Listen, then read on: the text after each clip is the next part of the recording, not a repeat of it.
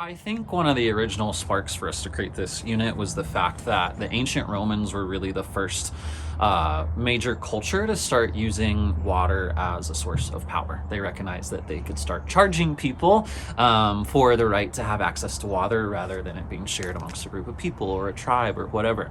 And that's really something that has been carried throughout history. And we now, most nations are in a time and place where water is something you have to pay for. And that's a huge global shift. And I just want students to recognize that water, even though it should be a right, it's not necessarily something that is free or accessible to everyone. So sort of examining those underlying issues related not only to power structures, but governments and universities and climate change, sort of asking ourselves why is our water system the way it is now, I think is really what I'm hoping the students gain out of this. Just dig a little deeper and question what's actually happening. I think they're so complicated because they want people to pay for it, so they make everything so complicated so you don't know what you're doing. Because everyone needs it and at different times. Because a lot of people are arguing about who should have the water. I mean, I feel like people should just let people have water rights because we need that, and yeah, I don't really know why it's so complicated. Everybody just overcomplicates it. Because water is very good for you, and there isn't much left in Colorado.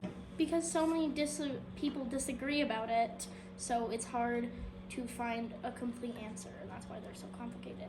Because they are needed for us to live. I think the most fulfilling part for me is just kind of seeing the kids' brains working while they're thinking about how complicated these questions about water rights are. And we try so hard to think about big picture and holistic things going on in the world. And I felt like this was a really great example of how water rights are a global issue, not just something we have here in Colorado.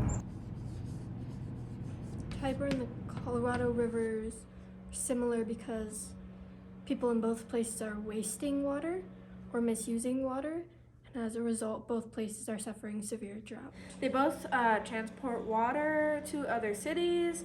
Historical sites were discovered by drought because they're both experiencing drought right now, and they both have water waste and overuse. They're similar because they both are at low levels and they're important for locals and electricity. They are both rivers that are dangerously low. Because they are facing similar problems such as drought and wasting of water. Well, they're both losing water, and because like the Tiber River's hasn't received any rain since 3 years ago, and like Colorado River, my guess is just people are just using the water illegally, and so it's making the water get low. They're both running out of water. Both of them are very important for agriculture, and the water transfers to other cities. And they're both drying up, so it's kind of a big deal. Yes, water is a human right because we all need it to live, and there is no law that says that only this type of person can get water and this type can't. I do think water is a human right because without it, you can die. Water should be a human right because, everybody needs water. I think it is because we need water to live and we drink it every day. I think it is a human right because all people need water to survive. We're all people, so I think everybody deserves to have water because we're all kind of the same. Yes, because we all need it to survive. I think it is if used responsibly. I think water is a human right because we all need water, and if we didn't, then I'm not sure we would still be here. I think it should be a human right because without water you wouldn't survive. Yes, because we are all human beings and water is always a must-have.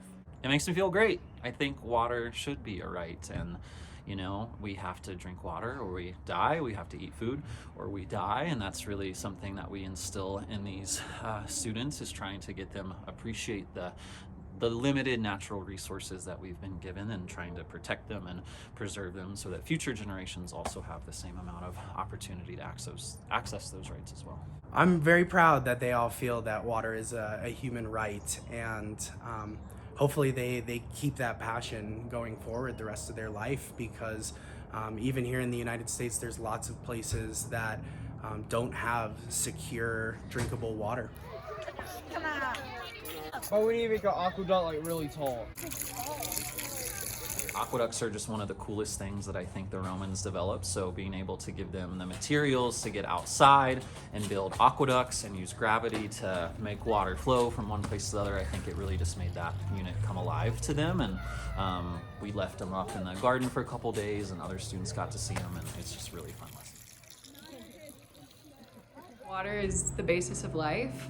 We'll always need it, and especially here in Colorado, water resources can be scarce, and so teaching kids how to utilize water properly and supply to different, communities is something that the next generation is going to have to consider.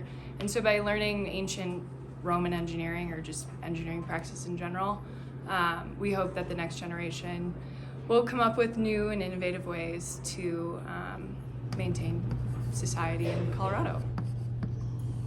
I think it was probably how the ancient Romans knew how to use gravity and stuff to make aqueducts to transport water without having to walk a billion miles.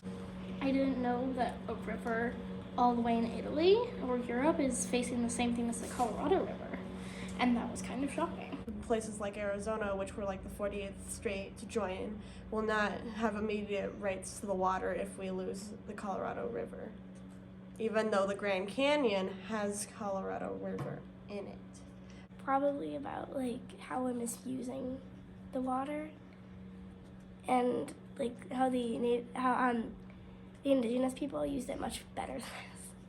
That the water is going down and we're finding old things from a long time ago, like bridges and old Native American places. I find it surprising that people think if I use more of this water, if I waste this water, then that's I'll get more water next year. It's just not how it works. The most surprising thing was basically just learning about the Colorado and Tiber River and how they're losing water. Really surprising. I really hope that these students go forth knowing how important water is and how sacred it is to so many different people across the world, coming from different backgrounds and different cultures. And I hope that that understanding of the importance of water will help them conserve water and be a little bit more ecologically minded going forward.